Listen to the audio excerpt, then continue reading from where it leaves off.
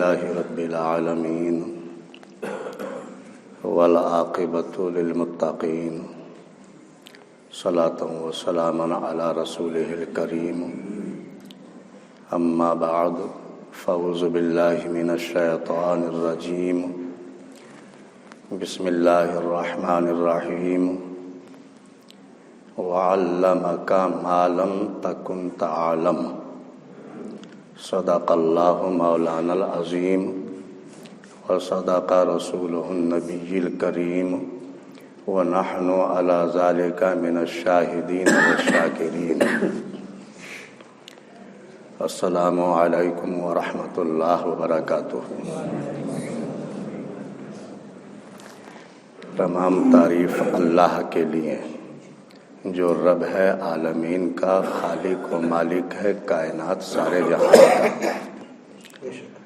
اللہ کی تعریف کے بعد درود ہو جناب حضرت محمد مصطفیٰ صلی اللہ تعالی علیہ وسلم، جو نبیوں کے بھی نبی ہیں اور رسولوں کے بھی رسول ہیں، شاہوں کے تاج، تاجداروں کے بھی تاجدار ہیں، کشتی ملت کے کھیونہار اور سب سے انوکھے اور سب سے نرالے ہیں۔ اللہ کے بعد سب سے افضل و اعلیٰ ہیں۔ آپ کی مقدس بارگاہ میں محبت کے ساتھ درود و سلام کا نذرانہ پیش کریں اور محبت سے پڑھیں اللہم صلی علی سیدنا و شفیعنا و نبینا و حبیبنا و مولانا محمد مبارک وسلم صلاۃ و سلاما علیک یا رسول اللہ، الصلاۃ والسلام علیک یا حبیب اللہ، الصلاۃ والسلام علیک یا نبی اللہ۔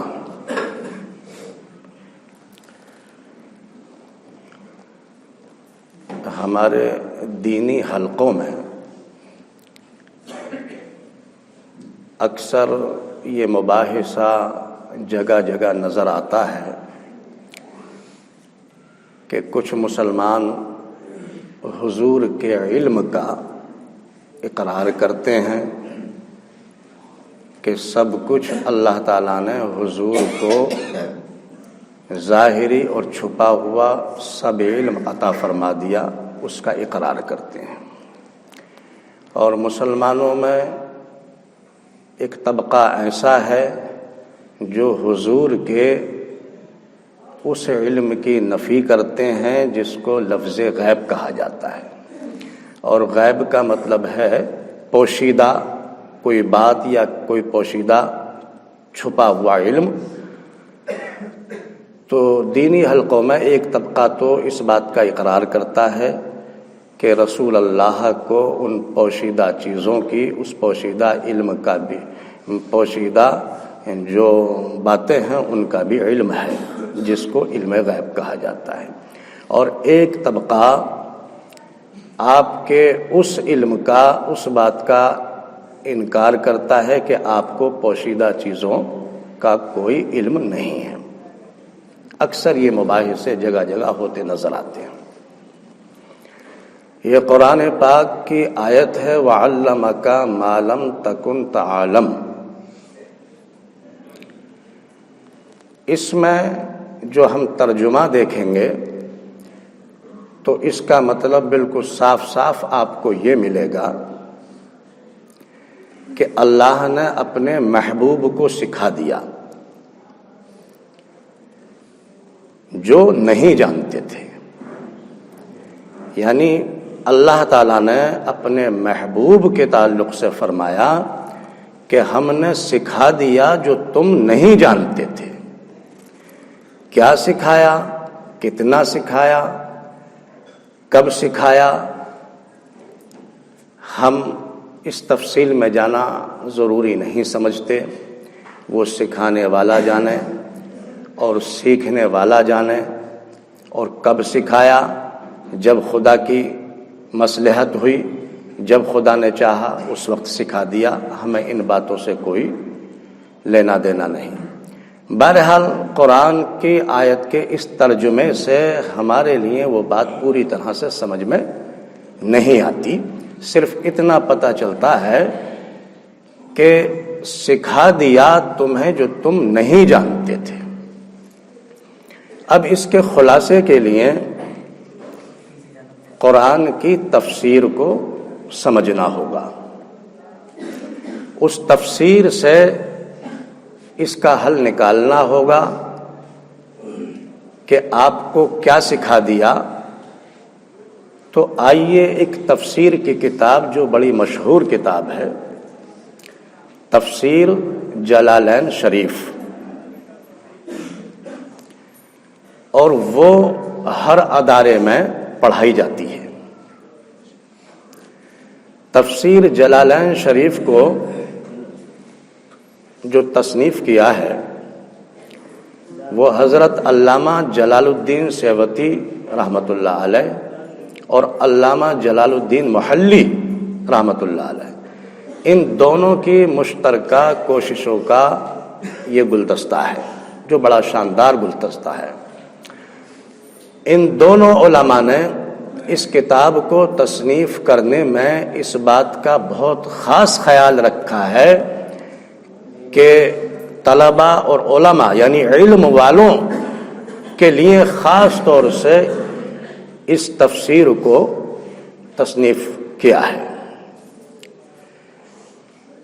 تو یہ تفسیر جلالین شریف ہر مدرسے میں یعنی ہر ادارے میں پڑھائی جاتی ہے، جو بڑی مشہور کتاب ہے تفسیر جلالین شریف. اور اس کتاب میں ایک خاص خیال یہ بھی رکھا گیا ہے کہ تمام اقوال میں سے جو قول سب سے زیادہ صحیح اور راجح قول ہے اسی کو اس کتاب میں لیا گیا ہے. تو تفسیر جلالین شریف میں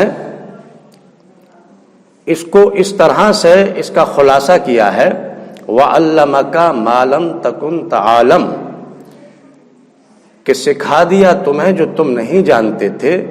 اس کی تفسیر ای من الاحکام والغیب سے کی گئی ہے، یعنی اللہ نے تمہیں احکام سکھا دیے اور غیب سکھا دیا. یہ بات ہماری سمجھ میں آئی تفسیر سے.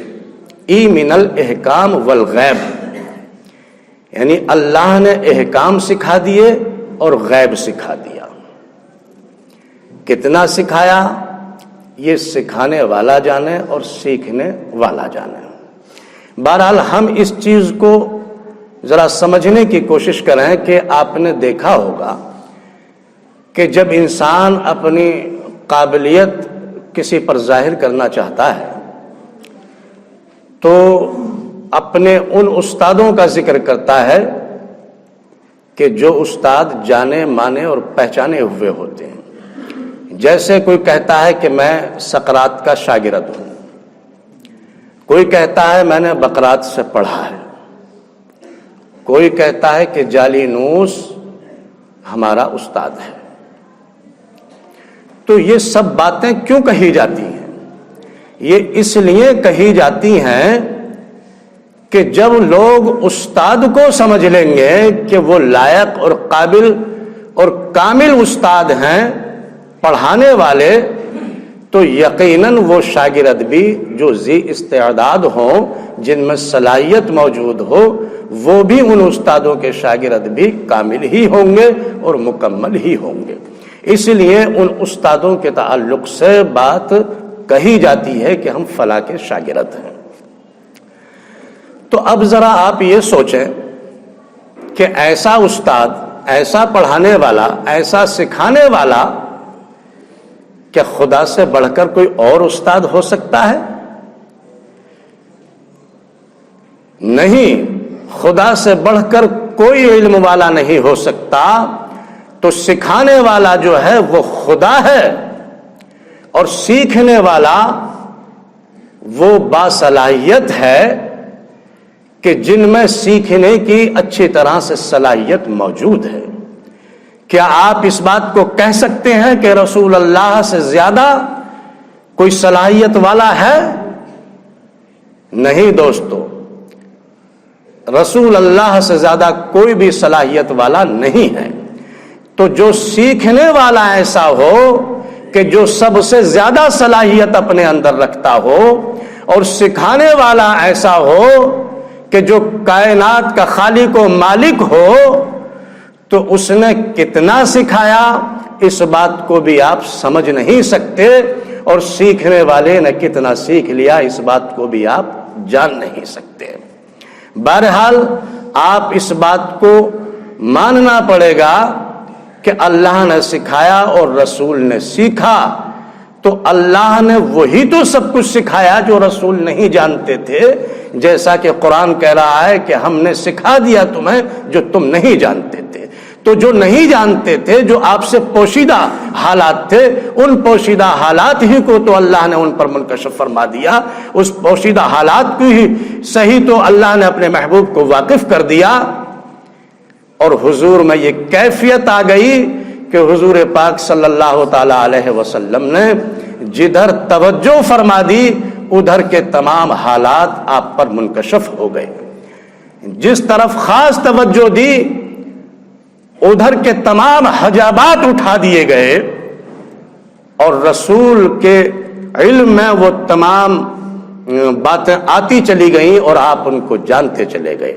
اللہ نے سکھایا اور رسول میں یہ کیفیت پیدا ہو گئی۔ آئیے ذرا اس واقعے کو دیکھو۔ جنگ خندق کا موقع ہے۔ غزوہ خندق کے موقع پر میں آپ کو واقعے کی تفصیل میں نہیں لے جانا چاہتا، میں مقصد اور مطلب کی بات کروں گا، جو ہمارا مقصد ہے، جو مطلب ہے۔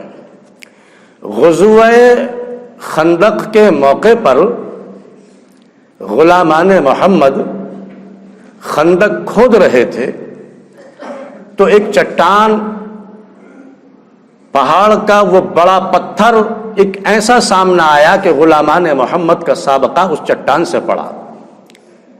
ہر ممکن کوشش کرتے ہیں، پوری طاقت لگاتے ہیں، لیکن وہ چٹان ٹوٹ نہیں رہی ہے۔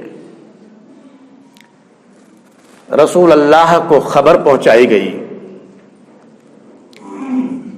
یا رسول اللہ، یا حبیب اللہ، ہم ہر ممکن کوشش کر رہے ہیں، پوری محنت کر رہے ہیں، اکیلے نہیں بلکہ مل مل کر محنت کر رہے ہیں، لیکن وہ چٹان ہے، وہ پتھر کا اتنا بڑا ٹکڑا ہے، بڑا مضبوط ہے کہ وہ ٹوٹ ہی نہیں رہا ہے۔ اللہ کے پیارے حبیب اس چٹان کے پاس تشریف لے گئے، اور آپ نے اس چٹان پر ضرب لگائی۔ پہلی ضرب لگائی تو اس چٹان کا 1/3 حصہ ٹوٹ گیا۔ رسول اللہ نے فرمایا، اللہ اکبر، اوتیت مفاتیح الشام، اللہ نے مجھے شام کی کنجیاں عطا کر دی، بڑائی ہے میرے رب کے لیے۔ پھر جب رسول اللہ نے دوسری ضرب لگائی تو اس چٹان کا 2/3 حصہ نکل گیا۔ آپ نے پھر فرمایا، اللہ اکبر، اوتیت مفاتیح الفارس، اللہ کے لیے بڑائی ہے، فارس کی بھی کنجیاں مجھے عطا کر دی گئی۔ اب آپ نے تیسری ضرب لگائی تو وہ چٹان، وہ پہاڑ کا ٹکڑا ریزہ ریزہ ہو گیا۔ آپ نے فرمایا، اللہ اکبر، اوتیت مفاتیح الیمن، اللہ کے لیے بڑائی ہے، مجھے یمن کی بھی کنجیاں دے دی گئی۔ پیارے اسلامی بھائیوں، میں آپ کو کسی تفصیل میں نہیں لے جانا چاہتا، لیکن یہ پوائنٹ ضرور آپ کے سامنے لانا چاہتا ہوں کہ اگر یہ بات وہ ہستی کہے جس کے پاس سر و سامان کی افراط ہو. یہ بات اگر وہ شخص کہے جس کے پاس فوج لاتعداد ہو، یہ بات اگر وہ شخص کہے جس کے پاس ایٹمی توانائی کا انبار لگا ہو، تو ہم یہ سمجھ سکتے ہیں کہ وہ اپنی عقل کے مطابق اور اپنے سر و سامان پر بھروسہ کر کے یہ بات کہہ رہا ہے. ہم یہ سمجھ سکتے ہیں کہ وہ اپنی فوج کی تعداد پر گھمنڈ کر کر بول رہا ہے. ہم یہ بات بھی سمجھ سکتے ہیں کہ وہ اپنے ایٹمی بم ہائیڈروجن کی طاقت کے بھروسے پر یہ بات کہہ رہا ہے. لیکن ذرا آپ دیکھیے یہ کہنے والا کون ہے؟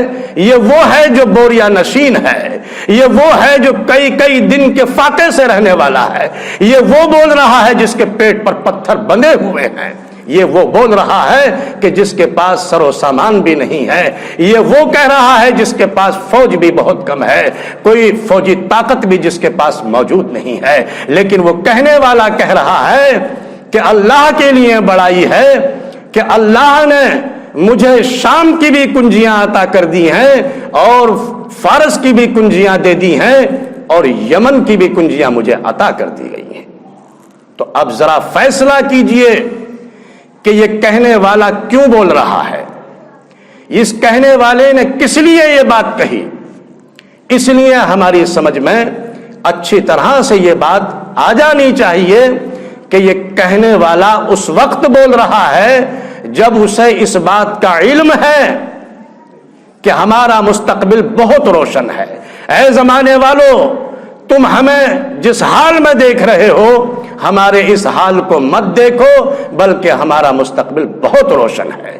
یہ کہنے والا اس لیے کہہ رہا ہے کہ اللہ نے اپنے حبیب کو اس بات کا علم دے دیا ہے کہ اے میرے محبوب، تم اس بات کو مت دیکھنا کہ تمہاری فوجی طاقت کم ہے، تمہارے پاس سر و سامان کم ہے، تمہارے پاس دوسری چیزوں کی افراط نہیں ہے، بلکہ ہم تمہیں یہ بتا رہے ہیں کہ فاتح تم ہو، کامیاب تم ہو، اور فارس، یمن اور شام تمہارے حوالے کر دے رہے ہیں. تو یہ سب کچھ کہنے والے نے یہ کس لیے کہا؟ اسی لیے تو کہا کہ اللہ تعالیٰ نے ان کو ان پوشیدہ باتوں کا، ان چھپی ہوئی باتوں کا، جو آنے والے حالات تھے، ان حالات کا علم اپنے محبوب کو عطا کر دیا. اسی لیے تو اللہ کے محبوب نے یہ بولا. جو کچھ مجھے بتانا تھا میں نے آپ حضرات کے سامنے یہ بات رکھی. اب فیصلہ آپ کے ہاتھ میں ہے کہ اللہ کے حبیب کو، اپنے رسول کو آپ کس طرح سے مانتے ہیں، ان کو بے علم والا مانتے ہیں یا علم والا مانتے ہیں. یہ اب آپ فیصلہ کریں اور قرآن کی روشنی میں اس کو سمجھیں کہ ہمارے نبی کے سامنے کوئی بات بھی ایسی پوشیدہ نہیں ہے جس کا علم آپ کو نہ ہو. اللہ تبارک و تعالیٰ نے وہ سب کچھ حضور اکرم صلی اللہ تعالی علیہ وسلم کو عطا فرما دیا. اور آپ ذرا یہ بات دیکھیں کہ کسی عاشق رسول نے بڑی محبت کے ساتھ یہ بات کہی ہے کہ اور کوئی غیب کیا تم پر نہا ہو بھلا، تم پر نہا ہو بھلا، جب خدا خود نہ چھپا تم پر کروڑوں درود. وآخر دعوانا ان الحمد للہ رب العالمین.